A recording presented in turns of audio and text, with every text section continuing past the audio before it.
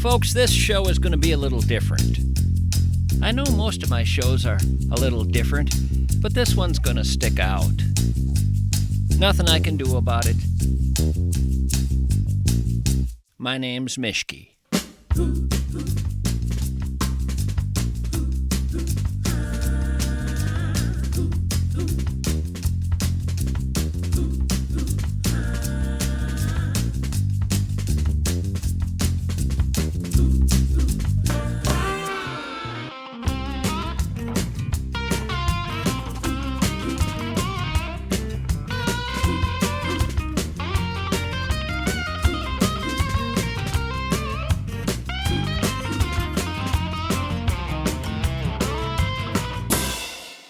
Yeah, the show you are about to hear will have two parts that are utterly unrelated.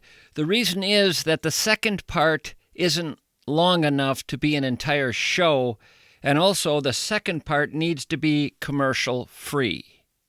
I couldn't do a fully commercial-free show, so the show you're about to hear starts with a visit I made to a log cabin deep in the heart of Yellowstone National Park in a dark, frozen January. I visited Yellowstone during a long, hard winter a while back. I took a 2-hour snowmobile ride into the park to get to this cabin where a man lived alone and had for several decades. He was going to put me up for the night so that I could interview him. The reason you're going to hear this first is that this man just retired from his job as the winter keeper in Yellowstone National Park after over a half-century of living there alone in his little cabin, hired to keep the devastating mounds of snow from collapsing the roofs of empty buildings in the park's center during the long winters. That's what the winter keeper does at Yellowstone. Working alone, he would ski down a mountain, ladder on his back and a giant saw, and clear the gigantic snowfalls off rooftops using this hand saw and his muscles, and all the while living alone hours from any civilization, surrounded by a world that looked just like it looked thousands of years ago. Pristine, wild, beautiful. Stephen Fuller has finally retired, now in his 80s. He applied for the job of winter keeper in 1973, and he got the job because no one else wanted it. No one. He was the only applicant. I'm going to start this show inside Steve's cabin in Yellowstone on a bitterly cold January night. It has been a long, long snowmobile ride to get there. But I do not know another man who has lived this way, and I have a lot of questions. I don't know Steve at all. And because of that, some friends of mine have asked me if I'm sure I know what I'm doing riding 2 hours into the park in January to spend a night in a cabin with an old guy who lives alone and who I don't know. I'm not really thinking about that at this point. I'm thinking about all of my questions.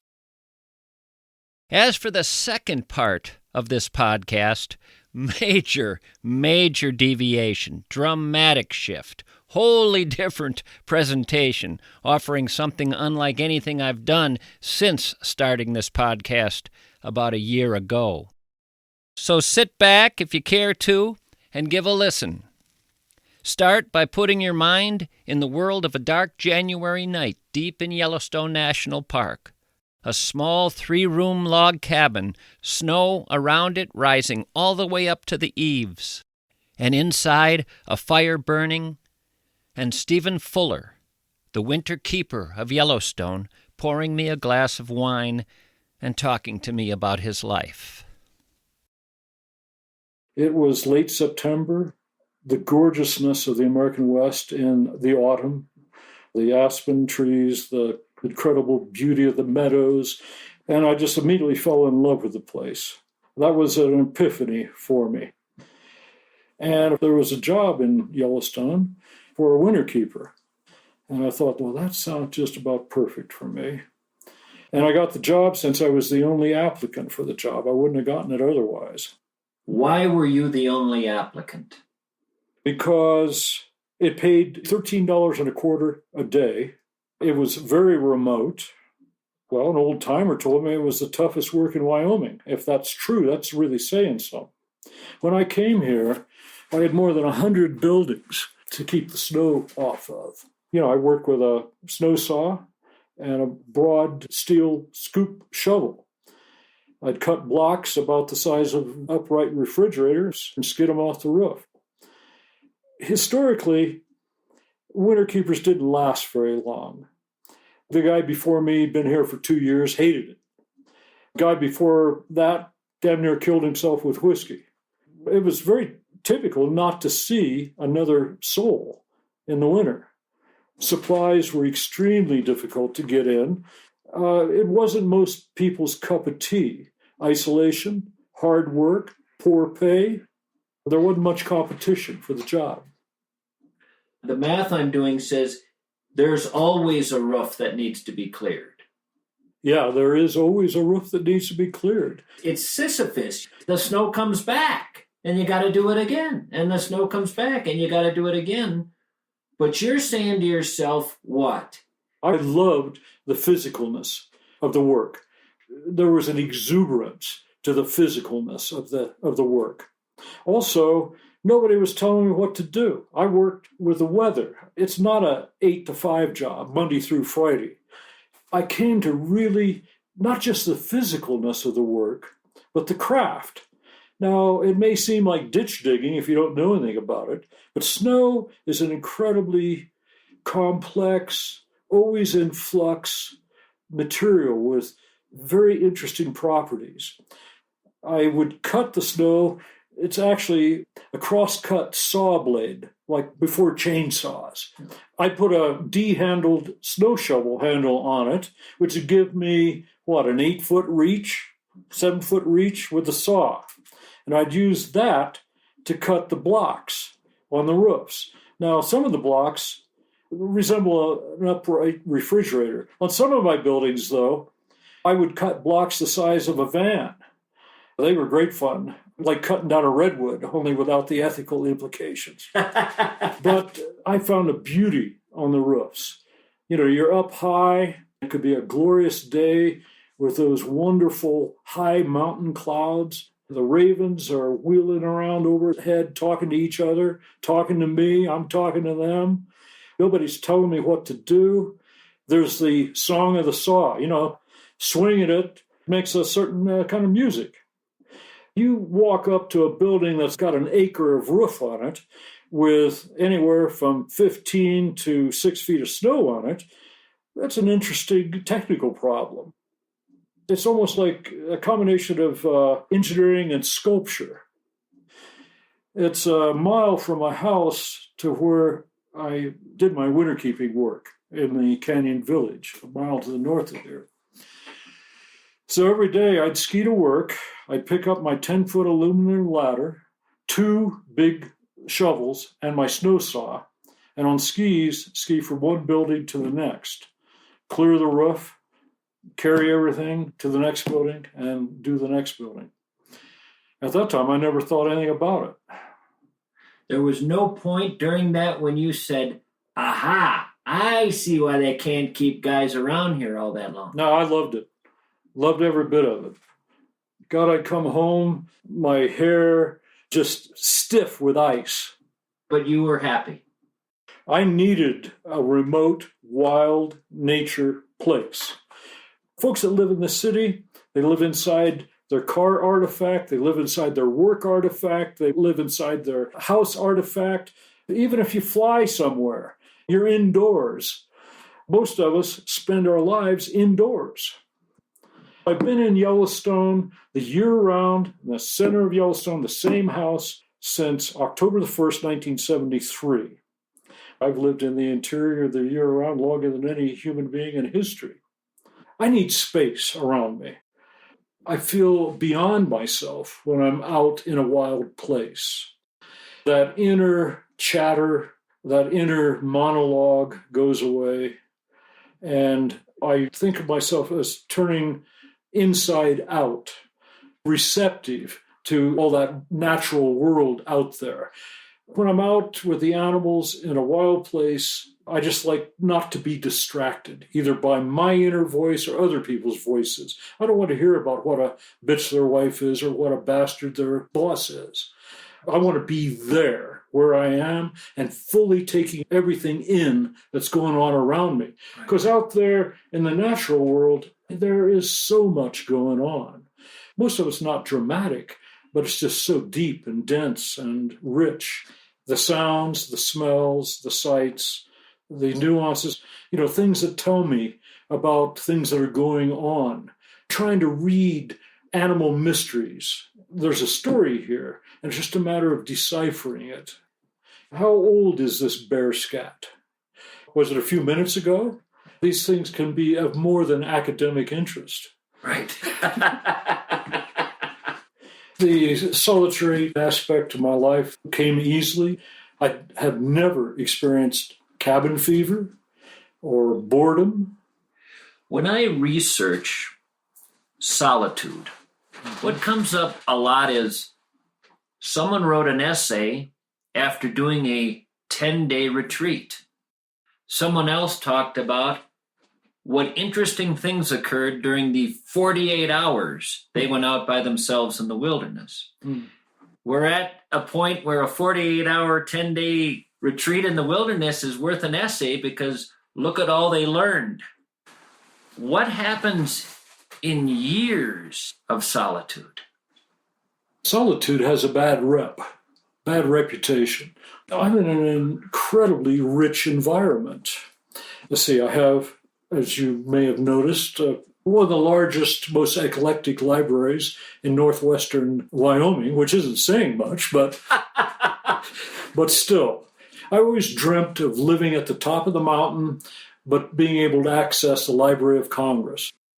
Most of us spend our lives in a cacophony of white noise. Cell phones, our radios, our televisions, the crowd, the sound of aircraft overhead. Silence is rare and a lovely space to be in. And that's one of the benefits that comes out of solitude. A lot of us are afraid of being alone, I think. My parents, they would turn the television on. That background noise somehow gives us comfort. And silence we're afraid of, many of us. Maybe because we're hardly ever exposed to it. But in the natural world, cutting down the inner and the outer chatter allows us to hear unheard sounds. There's an immense amount going on in a natural environment. Wind in the trees, water in the rivers, the sounds of a thermal basin, a geyser basin, incredible noises, mystery. It sounds like voices sometimes, or you hear the chatter of a squirrel, and he says, there's a coyote coming into my neighborhood. He announces that, and you hear that, and you don't see it, but you know that's what's going on. There's just a whole world out there that if you can tune out your own noise, it's a great means to connect with what's left of nature. And there ain't much left.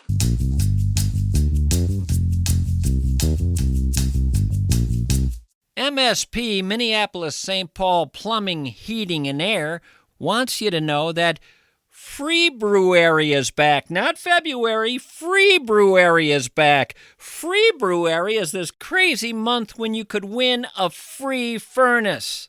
They run this campaign every February.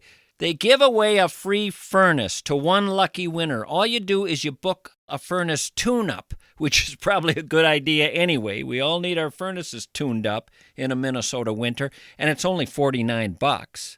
So you get your furnace tuned up for only $49, and just by doing that, you're entered to win a free furnace.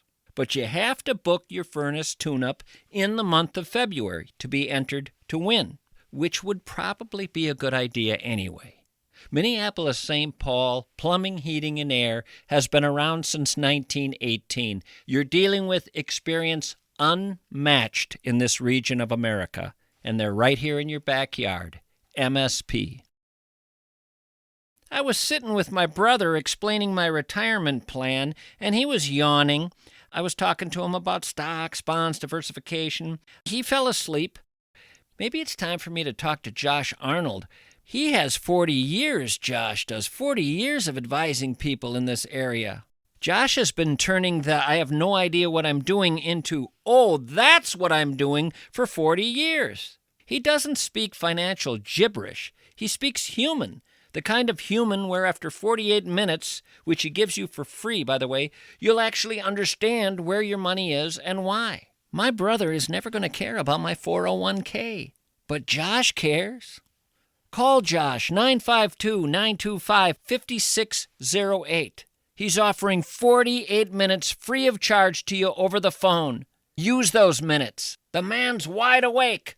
Investment services offered by Josh Arnold Investment Consultant LLC, a security and investment advisor. Past performance is no guarantee of future results. All investments involve risk. Tommy Mischke is a paid endorser.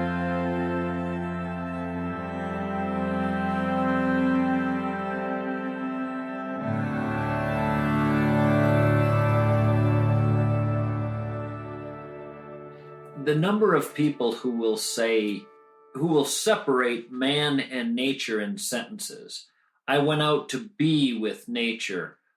There almost seems to be some sense that there's us and there's the rest of it. And I'm just curious to hear your take on it, because the bear doesn't think to himself, there's me, then there's nature. Very interesting question. And certainly my view of nature and of my relationship with nature has evolved during my years here. You know, in traditional Western, European, American culture, we get a lot of, I guess I sum it up in my mind as existentialism. Wah, wah, I was born into this cruel, indifferent world. I don't think of myself that way at all. I think of myself as fruit of this earth. I am made of this earth. I'll return to this earth. I'm not an alien in this place, on this planet, in this world. I wasn't cast into this world. I grew up out of this world, and I am utterly part of it. You know, most of us think of ourselves as that entity that lives inside a skin bag. Inside is me, outside is it or them. I'm not separated from the world by a skin bag. There's a wonderful Hindu saying, which I consider to be the most profound few words that I've ever read, maybe. And I'm going to mutilate the pronunciation, but it's Tattvam Asam, which basically in English translates as, that art thou. There's a children's Hindu story sometimes told. In the beginning was God. And he said, well, this is rather boring. And he blew himself up into pieces. And all the pieces flew out into space and started dancing with each other. And in due course, they all came back together into one entity, one being, one God. And God said, boy, that was fun. Let's do that again. And Tattvam Asam means, that art thou. We are one of those dancing fragments of God.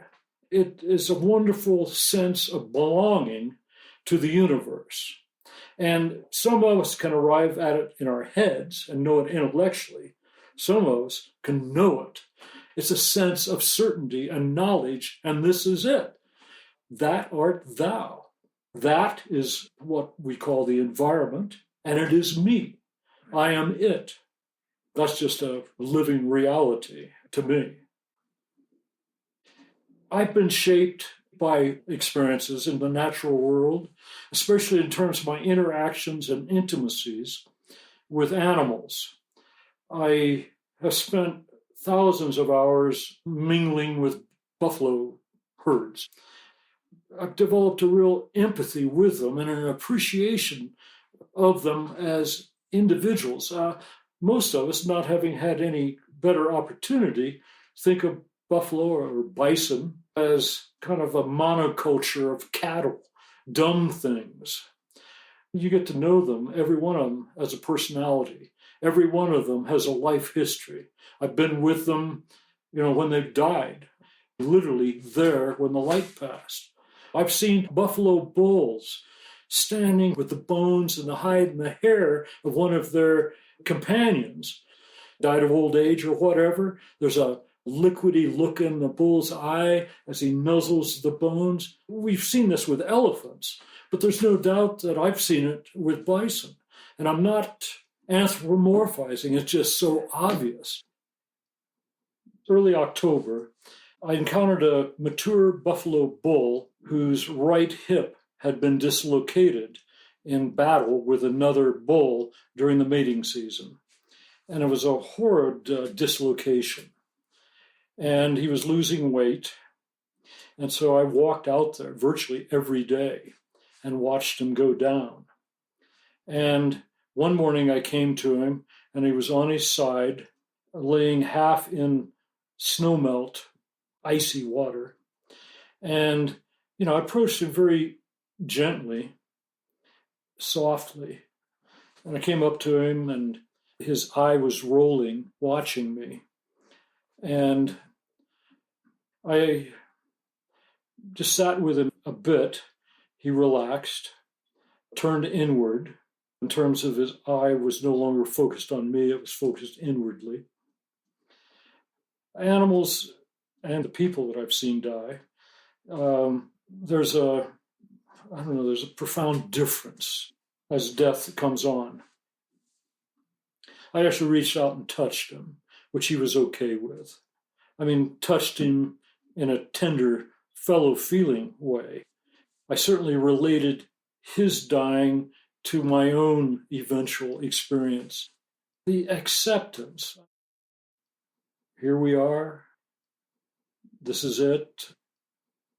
Something that we all will experience, maybe not as well as he did.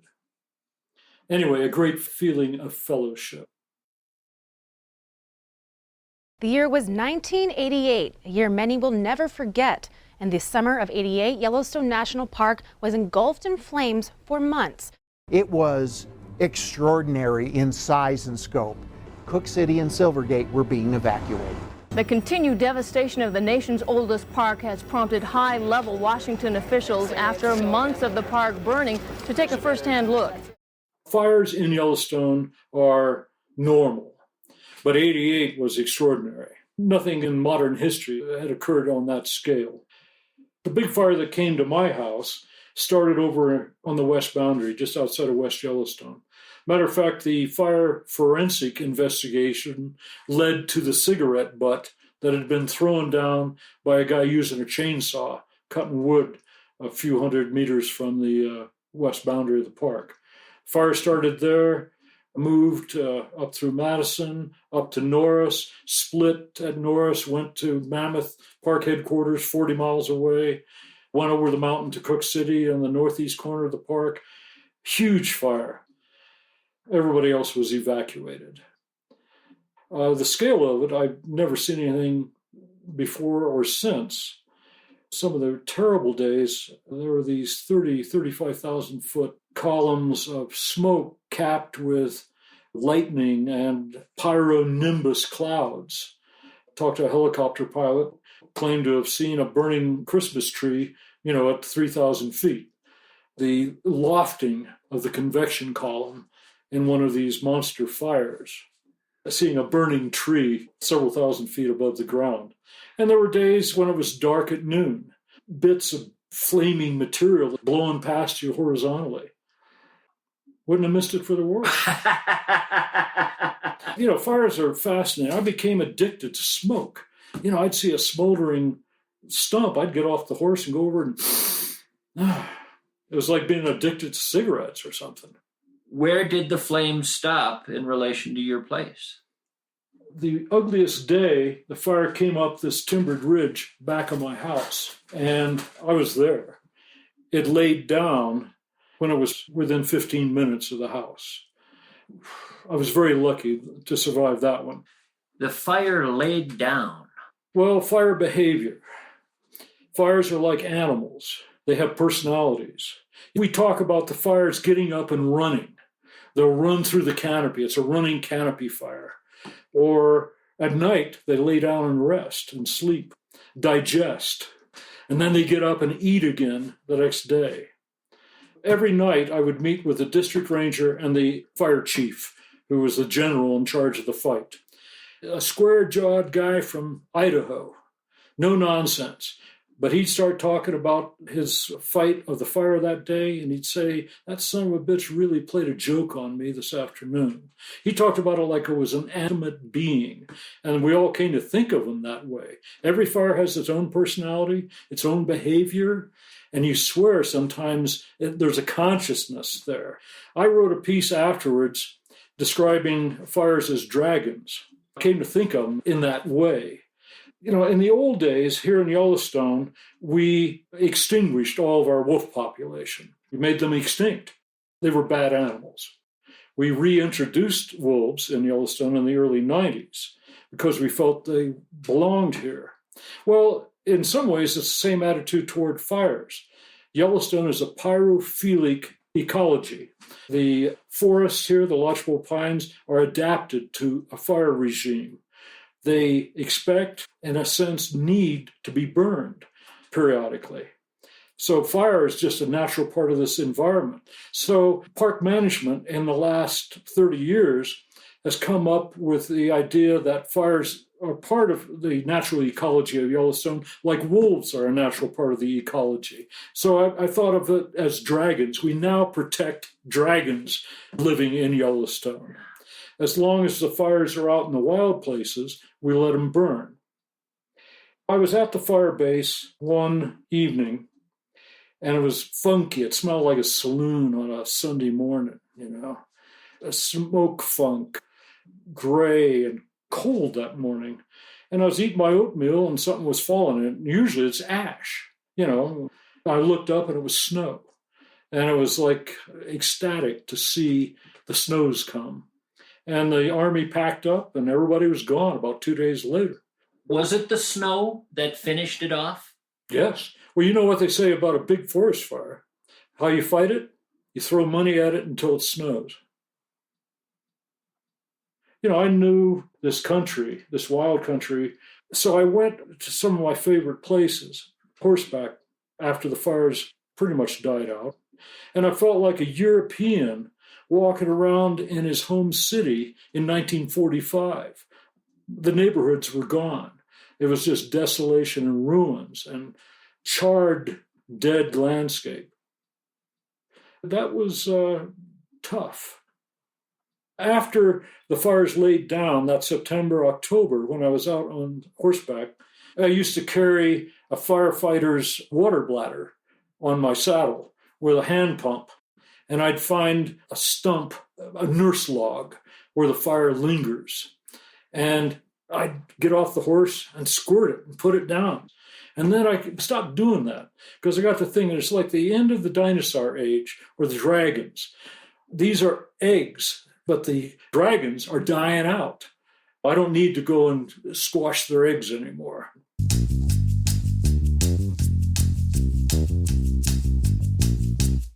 There was a time when every town had a heartbeat, and usually that heartbeat was the local bank. It was a place where the person behind the desk didn't just know your account number, they knew your name, they knew your business, they knew your family. And then the big national bank chains moved in, and something vital was lost. Mike Bilski refused to let that tradition fade. Banking is in Mike Bilski's blood. He's a fourth-generation banker, following a line of service that stretches back through his father, grandfather, and great-grandfather. He started North American Banking Company to bring back that old-fashioned sense of a neighborhood bank. With 6 locations across the Twin Cities, North American Banking Company isn't just in the community, they are of the community. Decisions are made with empathy, and personalized service isn't a slogan, it's just how business is done. Experience banking in the way it was meant to be. North American Banking Company. Member FDIC, Equal Housing Lender. When a loved one is facing memory loss, you quickly realize it isn't just a medical condition. It's really a different way of experiencing the world. And in that moment, good enough for a memory care center isn't good enough. Many assisted living facilities offer memory care as an addendum, a wing at the end of a hallway, or an afterthought to their main business. But at the Welshire of Bloomington and Medina, memory care isn't something they also do, it's everything they do. There's a radical difference when a facility is built from the ground up with one sole purpose. At the Welshire, their entire environment is designed for memory support. More importantly, their whole staff isn't just available to your loved one, they're specialists assigned to your loved one. Don't settle for a wing when you can have a world built for your loved one. The Welshire of Bloomington and Medina, solely focused, deeply committed.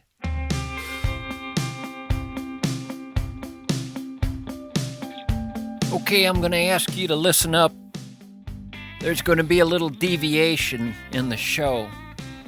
I'm not excited about it, but it has to happen.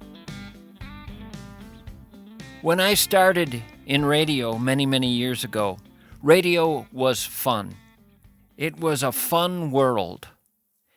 There were goofy people with shows. Bob Yates in the morning with Bob's Radio Basics, crazy Barbara Carlson with her tendency to moon the radio staff, Turi Ryder, who liked to have dominatrixes on her show, and there was Don Vogel and I screwing around in the afternoon. But there was one fella in the middle of it all, a syndicated guy by the name of Rush Limbaugh, and he was a different cat. He did politics. Now, no one else in radio in America back then sat around doing politics every day on the air for hours. Rush was a real freak, but the freak got ratings, and pretty soon the Hubbards realized there was money to be made by going all political all day long. And all of a sudden, KSTP shifted to a political station. Souchere was there, doing conservative politics. Jason Lewis, the same. Ron Rosenbaum and Mark O'Connell, they liked politics. Willie Clark in the morning was doing politics. I was the lone guy left who had zero interest in that as a subject matter. I mean, zero interest. I did not want to do a radio show talking about political issues. Why? Because every guy who did a political show seemed angry to me, seemed upset, seemed ticked off about something. In fact, Patrick Royce, the longtime Twin Cities sports writer, used to come on Souchere's program regularly and say, "What are we angry about today?" And it was not just the radio hosts who seemed angry. Listeners seemed angry as well. And the anger fueled more anger. Everyone was getting riled up. At least that's how it looked from my vantage point. Well, I laid off politics because of that. I did my own thing. Politics was about as much fun to me as talking about complex electrical engineering or feminine hygiene products. I just wanted to keep my distance. I like culture. I like odd stories. I like quirky people. I like interesting books. I don't like anger. I'm not a fan of going home with a headache every night. So I was the odd man out at KSTP for years and years. It was a right-of-center political station, and I wasn't right of center, and I wasn't interested in politics. Every now and then, however, politics could get to a point where it intruded into the show. An example, 9/11. There was no way after 9/11, 2001, that I could just go right back right away to the show I was doing. It changed everything for a while, radically. Suddenly, I was forced to talk about all the different tangents and issues and subject matter associated with that horror show and what stemmed from it and how it changed so many things in this country. It was unavoidable as a radio topic for a time. And that was not a pleasant period for me. That wasn't a joyful stretch for doing my radio show. Well, there's another thing that happened just recently. And it's big enough and intense enough and right in my backyard. And now, right now, bleeds into this show. A political topic. Of course, I'm talking about ICE and the Border Patrol, these fun-loving fellas who make me wish I still had my kegerator in the backyard so I could have them all over for beers. Yeah, they arrived in town, and initially I ignored them, much like I've ignored many a political matter since starting this show last February. Oh, I watched them, these strangely dressed visitors. I studied them out on the street. I looked, I saw, I noticed, but I kept their shenanigans off of this show because I hate that topic more than I hate talking about strip mall parking lot design. But then they had to go get brutal in their approach to their jobs, kill a couple of people, and put my lovely hometown in a state of terror because it no longer really seemed to be about finding bad guys. It became more about accosting people with different colored skin and different accents and harassing them, asking them for their papers. The Germans of the 1930s would have been so proud. Pretty soon neighbors of mine were afraid to go out. Shops in my neighborhood were afraid to open. Children in my neighborhood were having nightmares. Schools were having boatloads of no-shows. And these fun-loving fellas known as ICE and Border Patrol were costing taxpayers $18 million a week, accomplishing very little, but harming greatly. Certainly not making my city a better city. If you give people $18 million a week, you better see the city and state get better fast, real fast, massive improvements. For $18 million a week? Nope, it got worse here. We paid, as taxpayers, for it to get worse.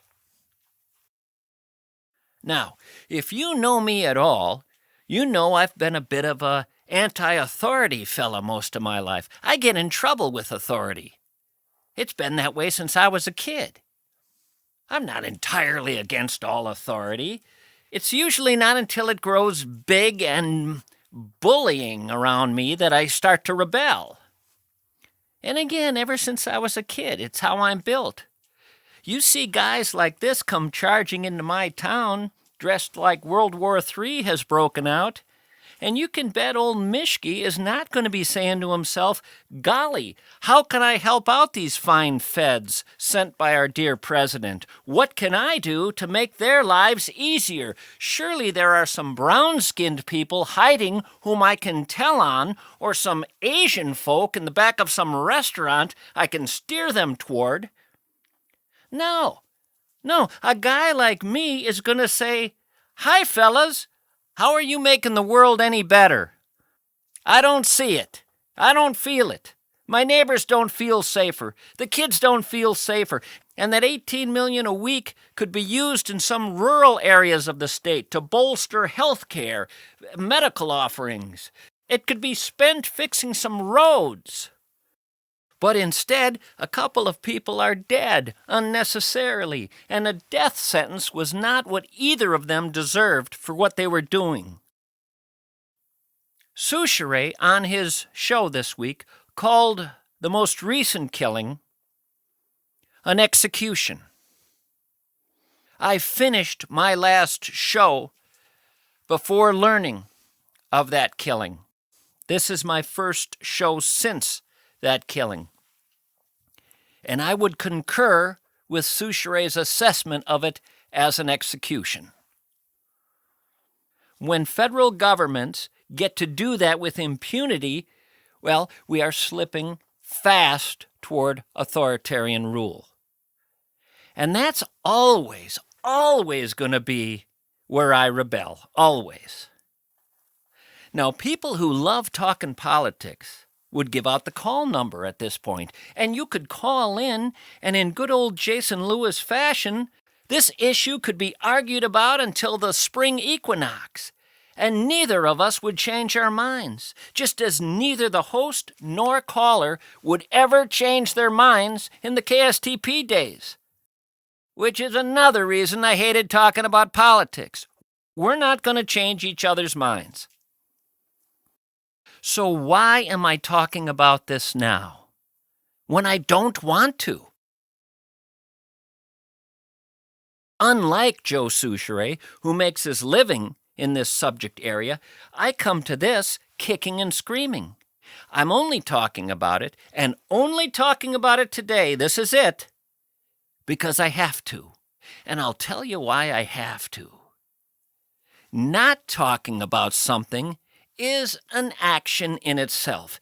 Inaction is action.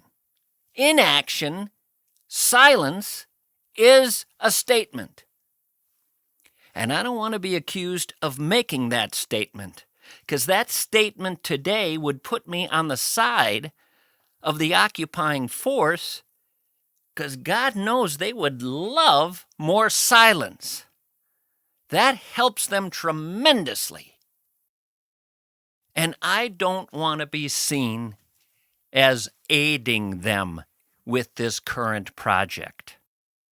In this particular case, this one case right now, silence is an immoral act in my mind. My silence on this issue would be an immoral act. It has already begun to cause people to ask questions of me, including the question, are the Hubbards preventing me from talking about this topic? The Hubbards have never once in my lifetime, going back to 1992, told me what I can or cannot say. Ever.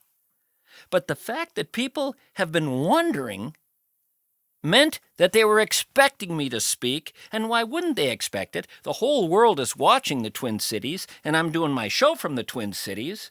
It's the biggest story going nationally, arguably, and I'm saying nothing. Nothing.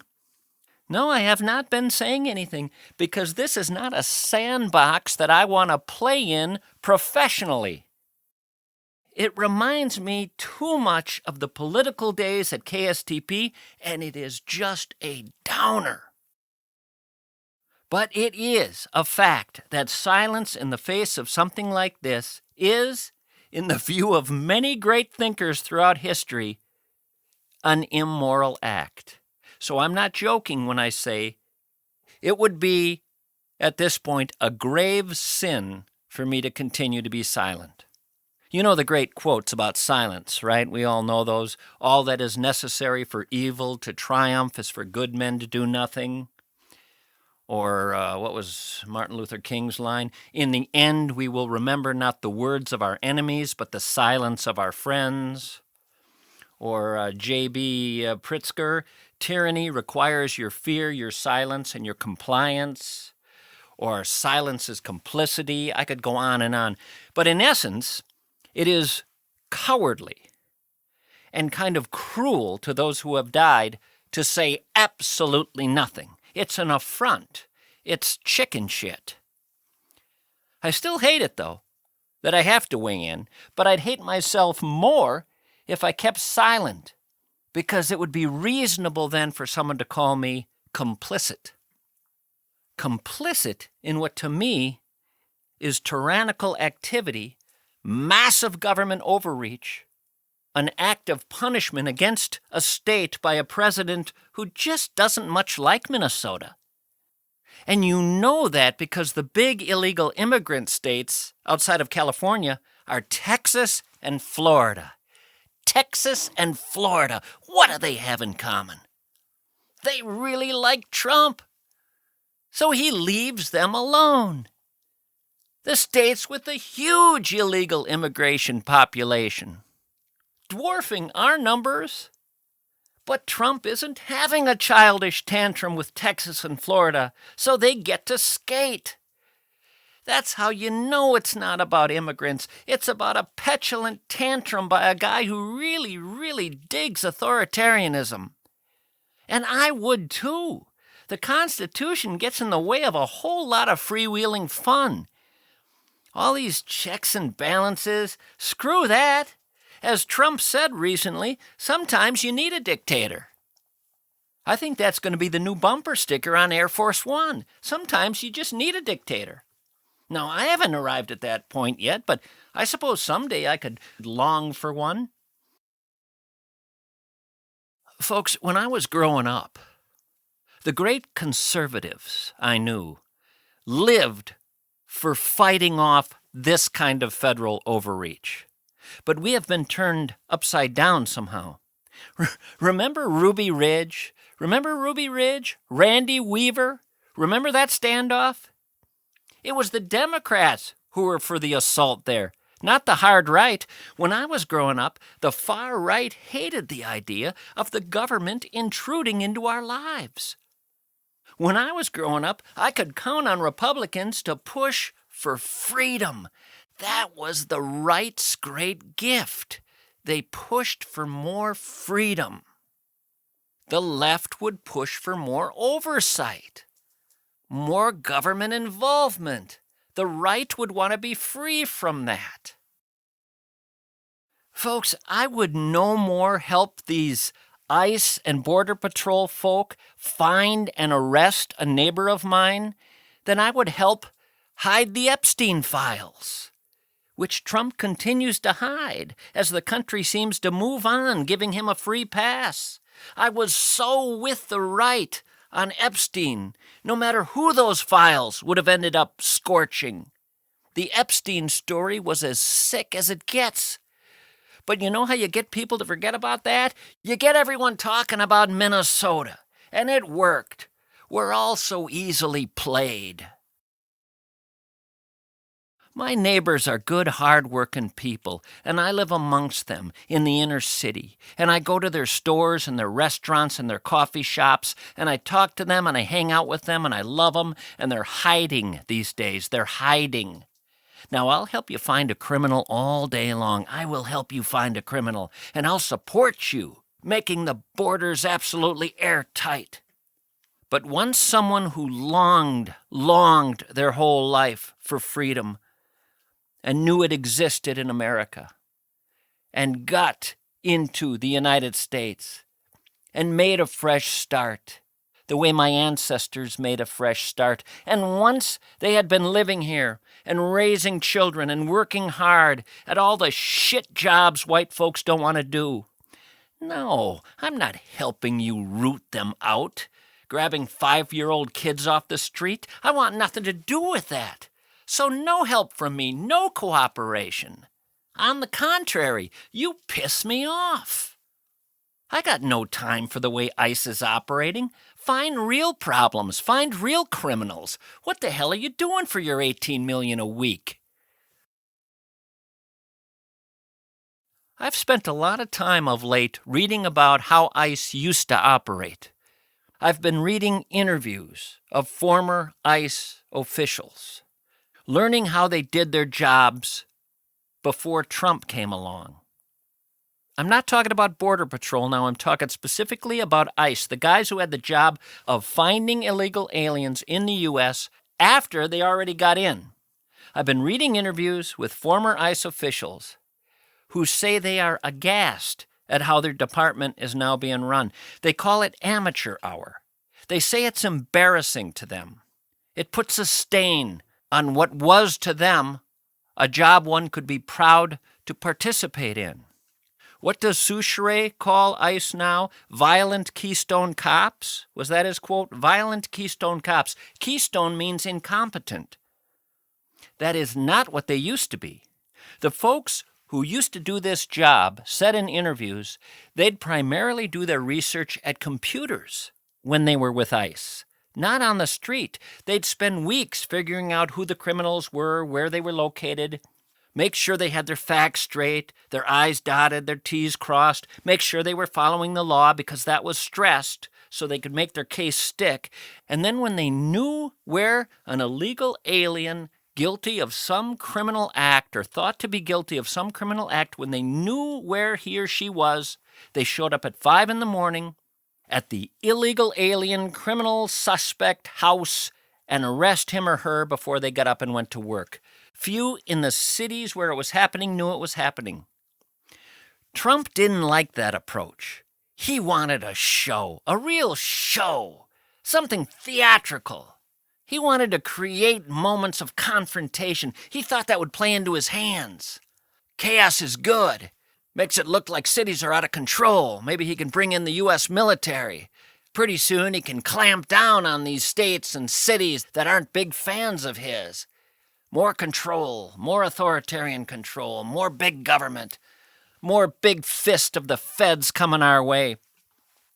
So he and his crew will get no support from me. I think this whole thing is not only stupid and ineffective, but now criminally stupid. Because I watched inept, raging individuals with all the field training of a cosmetologist take out a couple of beautiful young people and then immediately try to smear them, purposely, knowing it was a lie, to cover their ass, slandering my deceased neighbors.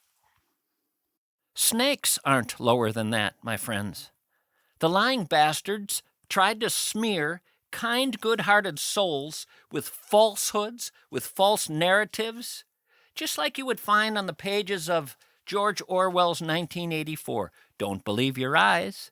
Let we, the government, tell you what you see. No. But it isn't just that.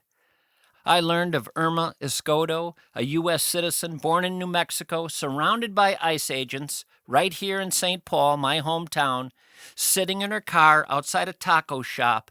Her husband, a naturalized citizen since '92, had to race outside with her passport to prove her citizenship. The couple actually co-owns the restaurant.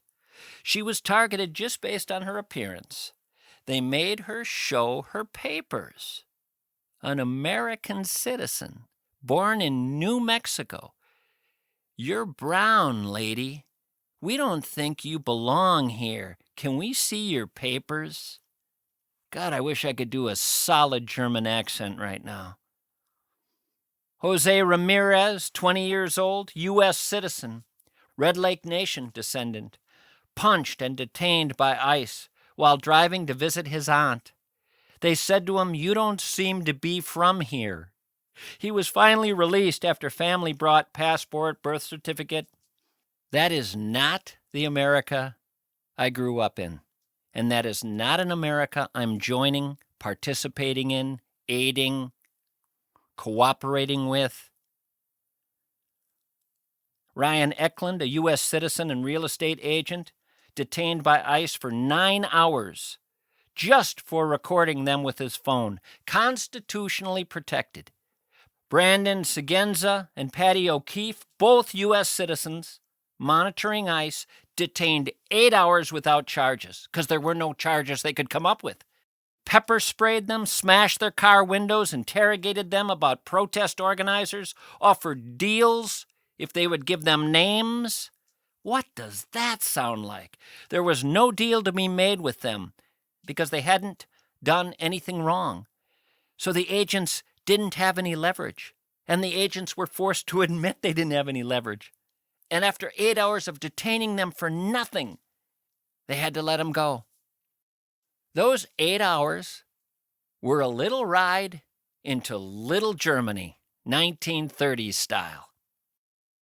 Among fella, naturalized U.S. citizen, no criminal record, detained by ICE who broke down his door, did not allow him to put on proper clothing before pulling him outside in 10-degree weather, his grandkid inside. Are we still in the United States, Grandpa? I don't know. They're going to drive me around for a while here, question me, fingerprint me. It's a little mini terror campaign here. You sit tight, little fella. Ramon Minera, U.S. citizen, detained by Border Patrol agents outside his home in Minneapolis in front of his 5-year-old daughter. Agent accused him of not being a U.S. citizen because of his accent. His 5-year-old daughter said to him, "I don't want them to take you, Daddy. I don't want them to take you." 4 days after ICE detained 4 Oglala Sioux tribal members from a Minneapolis homeless encampment, 3 remained in custody at Fort Snelling, despite the tribal president issuing a formal memorandum demanding immediate release, calling the detention a treaty violation, and stating that tribal citizens are not aliens and are categorically outside immigration jurisdiction. The tribal leader got no cooperation. Combat wounded Army veteran William Verme, detained for 8 hours after observing an ICE arrest from a public sidewalk in South Minneapolis. A Purple Heart recipient who served in Iraq, denied access to a phone, denied access to an attorney throughout his detention. He was released without charges eventually because there were no charges you could have come up with. This will be my one and only weighing in on the matter, as I don't do this for a living. I talk about other stuff, but it will be the weighing in here that counters the idea that my bosses won't let me talk about it, and it will end and counter the rather reasonable charge that could be leveled, were I silent, that I am a coward. I would have agreed with those who could have called me that had I remained silent. Silence is a crime. Inaction is action, immoral action, which is why I run food to people in my city who are afraid to go outside. I make sure to shop every week at stores owned by people of various ethnicities whose stores are empty right now to try and keep them afloat. I will protect my neighbor long before I will aid ICE, because I am Randy Weaver sitting in his little cabin watching the big boys with the big guns coming. I'm the anti-big government guy that reminds me of all the old anti-big government guys I grew up with, the old men in my neighborhood who seem to have disappeared in this brave new world. I have said it, I have spoken, and I will stop now. Darkness swirls out there, folks.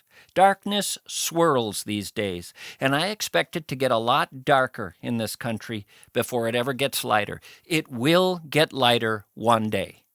One day down the line, it will get lighter.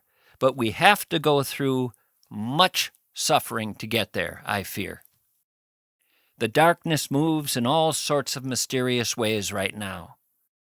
Or, as an old man said to me years ago in a dusty bar in Oklahoma, the devil walks these sacred hills. Not the literal devil. It was the old man's name for the darkness. The darkness moves, he said, as it has moved in other historical periods, growing and spreading into places one would never have expected it to go in better times. The devil walks these sacred hills. And the daylight fades, and the shadow spills, or so the lyrics to a song I wrote go.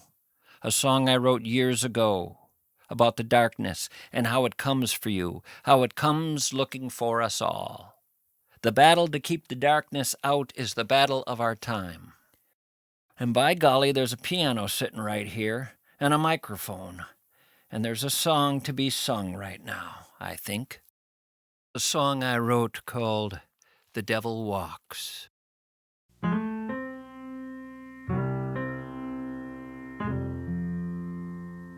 The devil walks these sacred hills.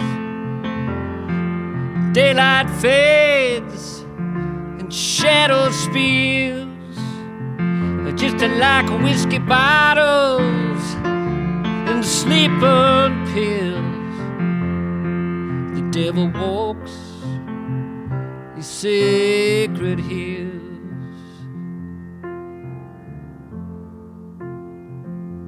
He got a satchel on his back. He'll take your soul, won't give it back. Twilight brings her autumn chill. When the devil walks these sacred hills.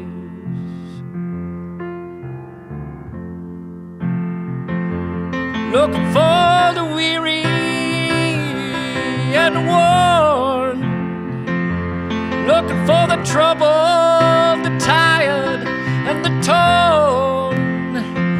And he's been looking for me since I was born. Have mercy.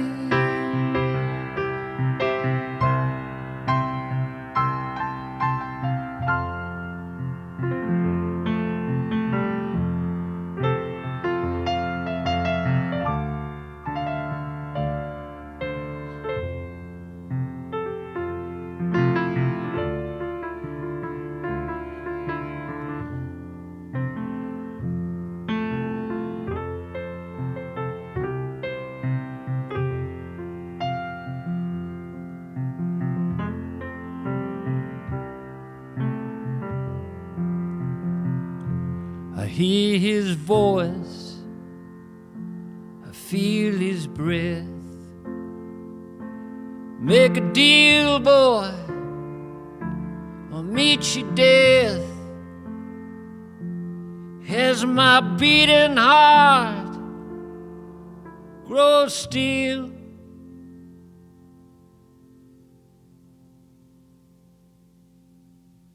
the devil walks these sacred hills.